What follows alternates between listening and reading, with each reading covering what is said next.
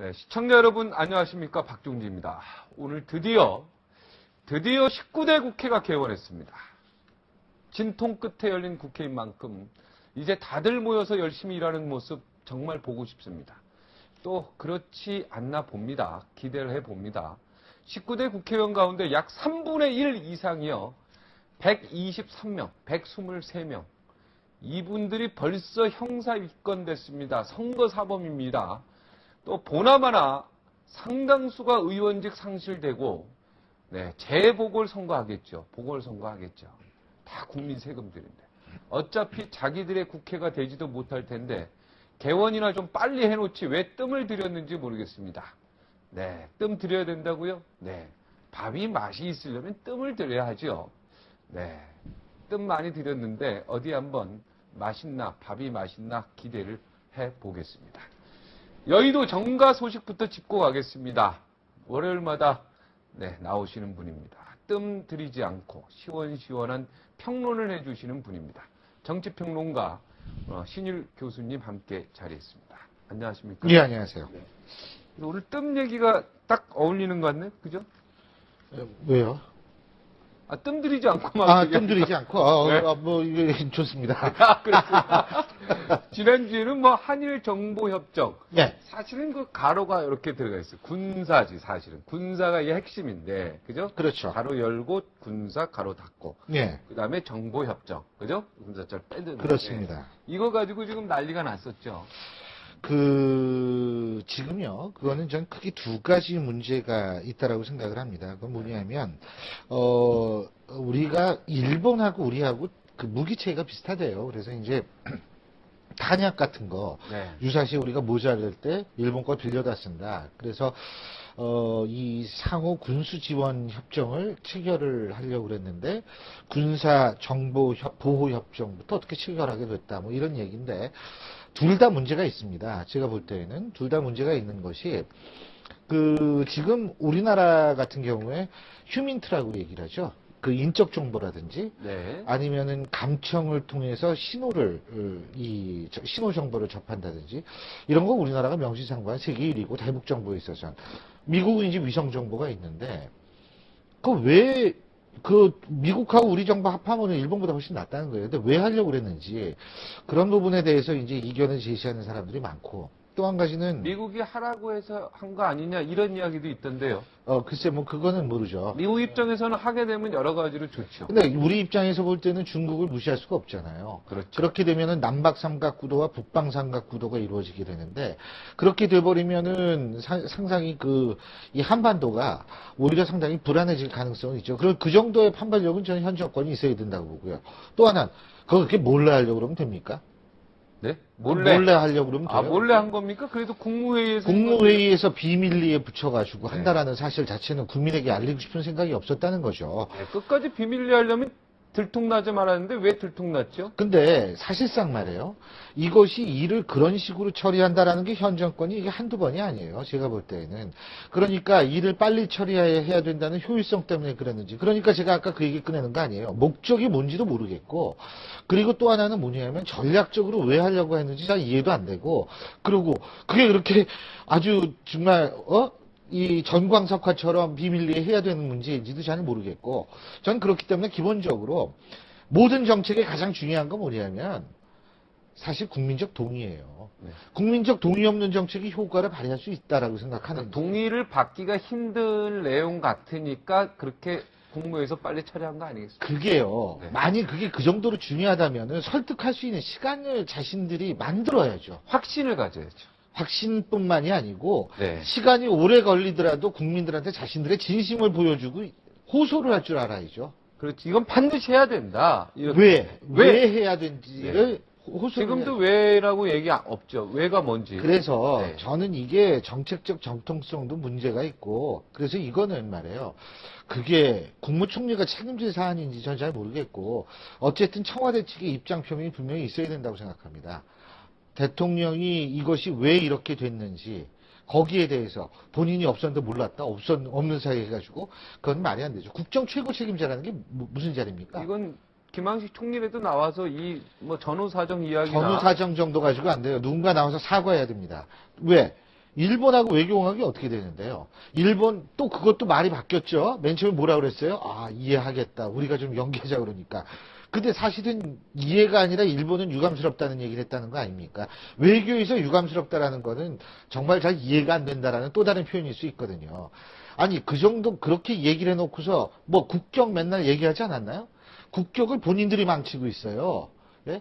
그러니까 실제적으로 이건 일본과의 관계도 우습게 되고 국민들한테도 어마어마한 실망감을 안겨주고 이런 식으로 일 처리하냐라는 생각 만들게 해주고 이거 뭡니까 대체? 일본한테 창피당했죠. 그럼요. 1시간 전에 통보하니까. 이것뿐만이 아니고 외교 협정이라는 게 그런 식으로 뭐 애들 장난도 아니고 말이에요. 못하겠다고 1시간 전에. 글쎄요. 그건 말이 안 되는 거예요. 그러면서 무슨 국경 얘기를 합니까? 네. 그런데 이 이야기를 가지고 한간에서는 미래 권력과 현재 권력의 싸움이 아니냐. 이것을 박근혜 쪽에서, 박근혜계에서, 박근혜 그 쪽에서 이걸 반대했기 때문에 박심이 작용한 거 아니냐. 그래서 중지된 거 아니냐. 저는 이런 좀 얘기가 다르게 있어요. 생각합니다. 네. 새누리당은 맨 처음에 굉장히 긍정적인 논평을 냈었어요. 네. 그러다가 이게 바뀐 거죠. 그러니까 박근혜 위원장 쪽에서 그런 얘기가 나온 거 아닌가 이런 생각을 하는데 누구한테 나왔건 그건 상식적인 얘기예요, 사실. 예? 오히려 그거를 두둔했던 새누리당 지도부가 이상한 거지. 예? 나중에 그 얘기에 대해서 문제점을 발견했다라는 식으로 그거 어쨌든 나중에라도 상식으로 돌아왔으니까 다행이지만 처음엔 지극히 비상식적인 일을 한 거죠. 그러니까 그 누구 영향에 의해서 상식으로 바뀌었는지 전 그건 중요하지 않다고 생각하고 오히려 왜 처음에 새누리당에선 그것을 굉장히 긍정적인 논평을 냈는지 그런 멘탈 가지고서 또 집권하겠다? 이거 아주 위험한 발생입니다. 네. 교수님이니까 그러면 왜 한일 정보보호협정을 하면 안 되는 이유?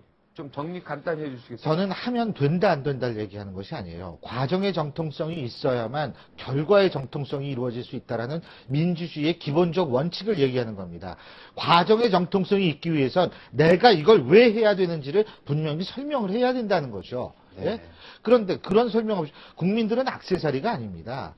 예? 본인들 정책 추진하는데 국민들은 따라오기만 하는 존재가 아니라는 거예요. 지금 21세기거든요. 우리가 1970년대에 살고 있는 거 아닙니다. 바로 저는 그 얘기를 하는 거예요. 네. 이명박 대통령도 절차상의 문제가 분명히 있음을 시인을 했기 때문에 이 부분에 대해서는 이제 절차 이런 걸 좀 충분히 근데 그렇다면 갖출 그거는 이유가 있죠. 국정 최고 책임자로서의 관리 감독 책임을 져야 되는 거 아닌가요? 아, 이번 실수에 대해서 예. 본인도 그걸 인정한 거 아닙니까? 그렇다면. 절차상의 문제가 있다라고 예. 인정을 했죠. 그렇죠. 그건 네. 분명히 관리 감독에 문제가 있었다는 거예요. 네. 누군가 책임을 져야 된다. 그럼요. 네.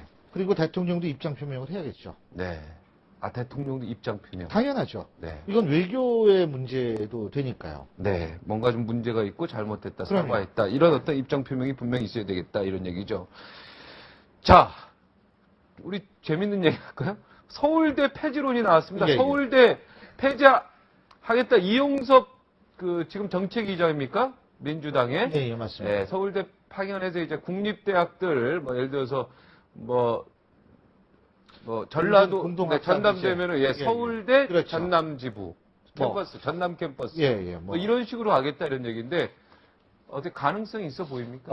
이게 노무현 대통령 때도 나왔던 가능성 문제가 아니고 저는 그 속에 숨어 있는 문제 의식을 저는 중요시하게 생각합니다.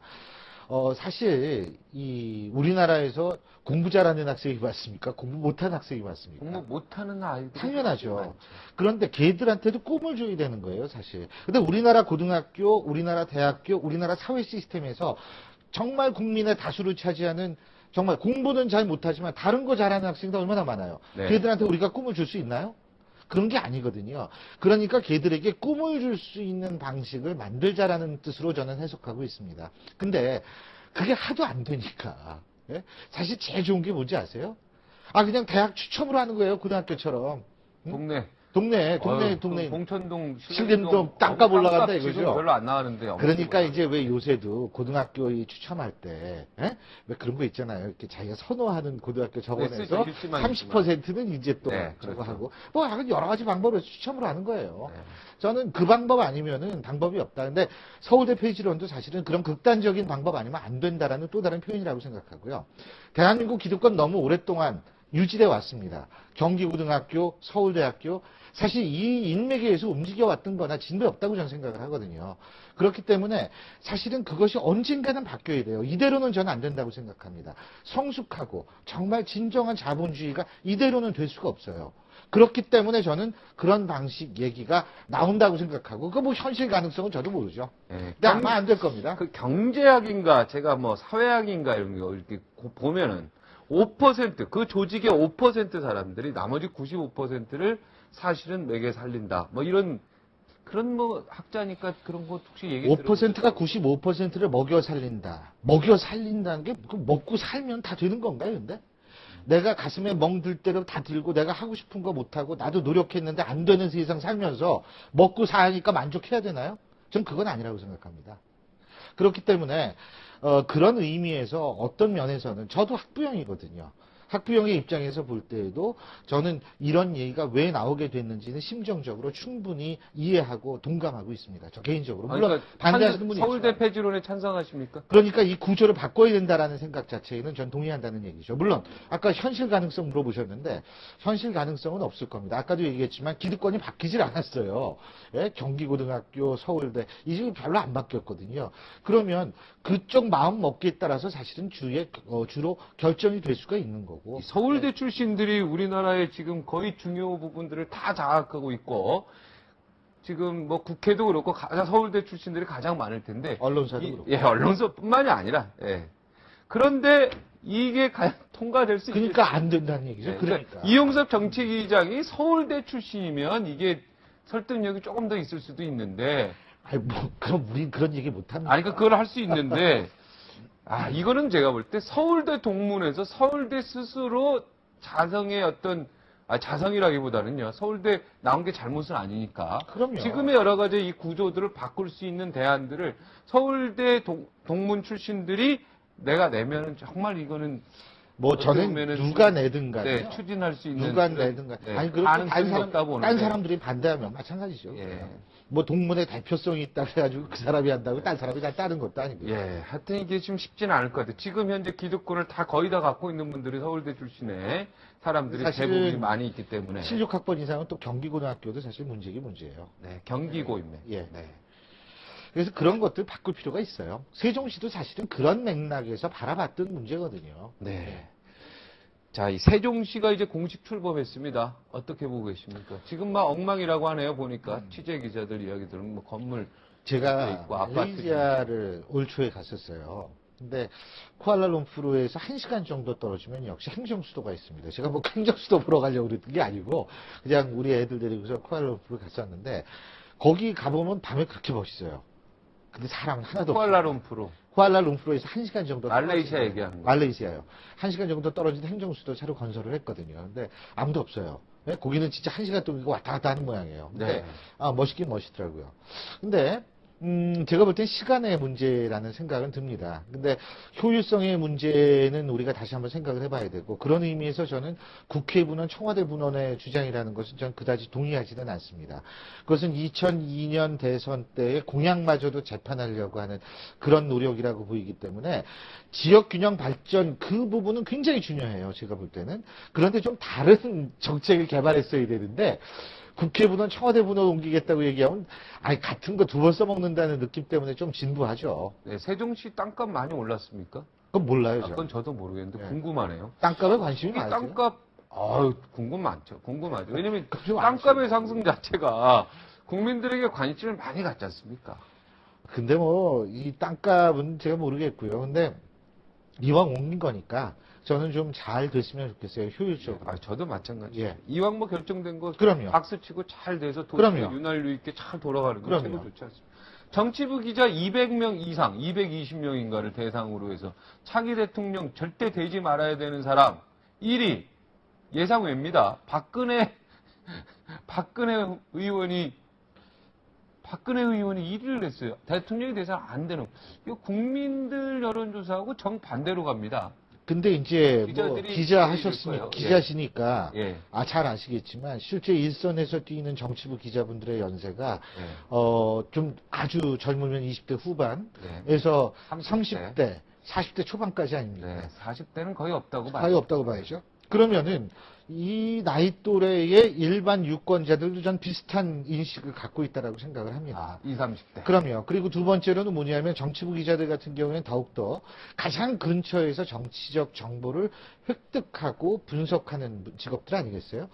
그렇게 바라본다면 분명한 이유는 있을 거라고 저는 생각을 해요. 네. 막연하게 이미지 때문에 그렇다라고 생각하지 네, 않습니다. 왜 저 정치부 기자들 좀 만날 거 아닙니까? 아니, 좀 많이 이유가 생각하죠. 뭐라고 봅니까?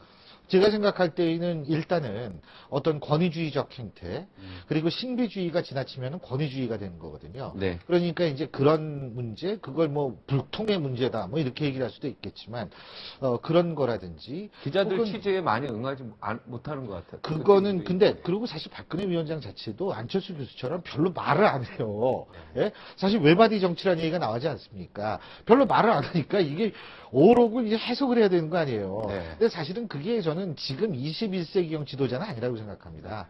그건 뭐냐면 갈등을 조정해야 되는 사람인데 조정을 하기 위해서는 이쪽 얘기도 듣고 자기 얘기도 하고 저쪽 얘기도 해주고 이래야 되는데 한마디씩 툭 던져가지고 그게 안 되거든요. 이제 그러한 것들이 종합됐다라고 저는 생각을 하죠. 정치부 기자들이 그러면 누구를 가장 1등으로 대통령 후보로 적합하다고 생각했을까요? 나왔잖아요. 문재인. 지금 금방 나왔습니다. 예. 표가 먼저 나오고. 문재인. 좀 보시면서 문재인. 말씀하시지. 예. 문재인 예. 후보죠. 근데 제가 볼 때 저 랭킹은 깜짝 놀랄 내용입니다. 이게. 이 시간이 지나면 분명히 바뀔 수도 있을 것이다라는 안철수 생각을 씨가 합니다. 1등 할 수도 있었죠. 그죠? 20, 30대면은. 근데 안철수 교수 역시도 굉장히 부정적 평가로 2위를 받지 않았습니까? 네. 그거 역시도 제가 박근혜 안철수의 공통점이라고 얘기하는 그거. 뭐냐면 신비주의가 너무 되면 권위주의적으로 돼버리고요. 그리고 왜 선거 준비 어떻게 안 하십니까? 그걸 왜 합니까? 뭐 그런 식으로 얘기했다고 그러지 않았어요? 얼마 전에? 그럼 예를 들면은 그렇게 하면은 물어본 사람이 뭐가 됩니까? 물어본 사람은 괜히 물어봤나요? 아니 본인이 그런 듯한 제스처를 계속 썼으니까 예? 그렇게 물어본 건데 그렇게 대답을 하면은 사실 물어본 사람이 굉장히 안철수 황당하고. 예씨 얘기하는 거죠? 예. 그러니까 이제 사실은 그런 게 매력이에요. 우리 네. 박정진 앵커의 매력은. 지금 얘기하고 있다. 그 안철수 교수 얘기하는 거지. 그런 게 매력이세요. 왜냐면 이거 시청자가 볼 때 저 사람은 누구 얘기한 걸 가지고 저렇게 할까? 좀 우리가 아까 막 얘기를 하다 보면 주어가 빠져버린 경우가 좀 아까 많아요. 안철수라고 얘기해. 그랬어요? 괜찮아요. 죄송합니다. 괜찮습니다. 자, 다음 얘기하죠. 예. 박근혜 캠프의 홍사덕, 최경환 씨, 홍사덕 씨, 최경환 씨, 김종인 씨 많이 들어가 있는데 네. 여기서 투톱이 누구냐? 홍사덕 씨는 무조건 들어가는 것 같고 그 다음 두 번째가 최경환이냐 아니냐 김종인이냐 이렇게 막 다투거든요. 제가 볼 때는요. 네. 뭐 다툴 필요도 없고 네. 왜 그러냐면 김종인 씨죠? 저는 그렇게 봅니다. 왜 그러냐면 이게 당내 경선 캠프인데 말이에요. 이게 대선 경선이 대선 캠프가 아니에요. 대선 경선 캠프예요. 네. 그럼 당내 경선을 위한 건데 당 외인사가 들어왔단 말이에요. 네. 김종인 전 비대위원이.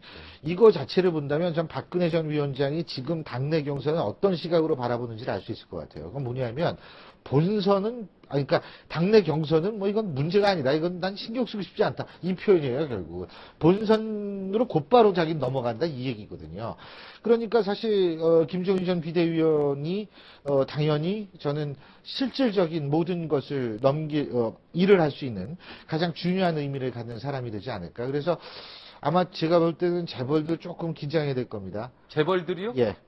재벌 개혁이 제가 볼 때는 굉장히 강도 높게 공약으로 제시될 가능성이 높다라고 저는 생각합니다. 김종인 새누리당이죠. 교수가 김종인 전 비대위원이 원래 그런 마인드를 개혁적 마인드를 갖고 있는 사람이고 실제로 그렇게 해야지 지금 너무 오른쪽으로 가 있는 이미지 박근혜 전 위원장의 이미지가 좀 가운데 올 수 있어요. 그렇지 않으면 상당히 대선 치르기도 힘들 거고 또 그걸 노려가지고 김종인 전 비대위원은 썼겠죠. 네.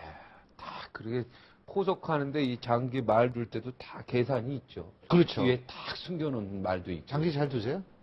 좋아하죠. 좋아하세요. 네. 그 장기도 저는 최소한 저기 장기보다 바둑을 더 봐도 재밌어요. 아니 장기도 한 3수 정도는 미리 앞을 봐야지 그랬습니다. 저는 그 정도까지는 안 되고 한 수. 장기는 한 수. 바둑은 제가 한 3수 앞은 봅니다. 바둑은. 그렇습니다. 자, 이 재벌들 얘기 나왔으니까 그런데 오늘 뭐 일간지 이렇게 보니까 한면 전체로 해가지고 재벌도 그룹 오너 비율, 네, 지분 비율 그죠? 나왔죠. 지분 비율 나오고 개인 네, 비율, 네. 그 다음에 이제 내부 지분 비율에서 자기 주변의 친인척 우호 지분 다 합친 거. 그거는 점점 늘어나고 있고 그렇죠. 본인의 소유권, 소유 지분은 조금씩 줄어들고 있고. 네, 그렇죠. 이런 기사가 나왔는데. 근데 어떻게 사실은 뭐 그거는 본인 소유 지분이 줄어들면 얼핏 보면 굉장히 우리나라 재벌 구조가 민주화되고 있다라고 볼 수 있겠지만 저는 사실 그렇다고 생각하지 않습니다. 김종인 전 비대위원이 아주 중요한 얘기를 했어요. 이한구 원내대표 그리고 최경환 의원한테 이 사람들은 도대체 경제 민주화가 뭔지를 모르는 사람들이다. 아. 경제 민주화를 모르면 정치적 민주화도 모르는 거 아니냐 이런 식으로 지금 얘기를 했거든요. 네. 그런데 실제로 김종인 위원의 그 말투 속에는 그만큼 경제 민주화, 재벌 개혁의 의지가 강하다라는 것을 포함되고 있고요. 그런 것들을 뒷받침할 수 있는 조사 결과가 바로 재벌들의 지분은 줄어들었지만 실제적 지배력은 오히려 강화됐다라는 그런 측면 같아요. 그래서 제가 볼 때는 오히려 야당 측에서 재벌 개혁을 한다면 이게 제대로 안 될 수가 있어요. 네. 왜냐면 뭐 진보다 뭐 빨갱이냐 우리나라 그런 얘기하기 좋아하잖아요. 그런 식으로 막 덧칠하고 막 뒤집어 씌우고 그러니까 이게 좀 잘 못하는데 보수 쪽에서 재벌 개혁하는 게 재벌의 입장에서는 더 무서운 일이거든요, 사실은. 그렇기 때문에 아마 박근혜 전 위원장에 있어서의 정책 공약은 특히 이번에 그 언론에서 나온 거, 뭐 제가 조중동 세 군데 한 군데 아니겠어요? 그렇기 때문에 바로 그런 기사들도 제가 볼 때는 박근혜 전 위원장의 어떤 의중을 뭐 그걸 알고서 썼다기보다는 하여간 참 그 요새 분위기가 이렇다라는 걸 상징해 준다라고 볼 수가 있겠죠. 네, 이거 충격적인 얘기했어요. 아까 좀 말씀하신 대로 최경환 의원은 뭐 경제 민주화에 대한 반하는 생각을 하고 이한구 지금 정책의장이지 원내대표죠. 네, 원내대표. 아, 여기는 한 대 팍 때렸어요. 어떻게 보면. 그렇죠. 재벌의 대변자다 이렇게 딱 들어. 뭐냐면 뭐 그죠? 재벌 정책을 많이 하다 아, 보니까 예. 그쪽 대변자다. 그러니까 실제적으로 그게 선거 전략일 수도 있는데 네. 어쨌든 공약 혹은 정책으로는 그런 방향으로 나올 가능성이 네, 있죠. 이제 경제학의 대부께서 이제 60초 그렇군요. 후에 나오거든요. 예. 이분한테 이 경제학 이 얘기를 좀 들어보겠습니다. 경제학 개론. 아, 예, 대부죠. 경제 원론이죠. 경제학의 대부죠. 그렇죠. 경제학. 자, 오늘 고맙습니다. 예, 감사합니다. 감사합니다.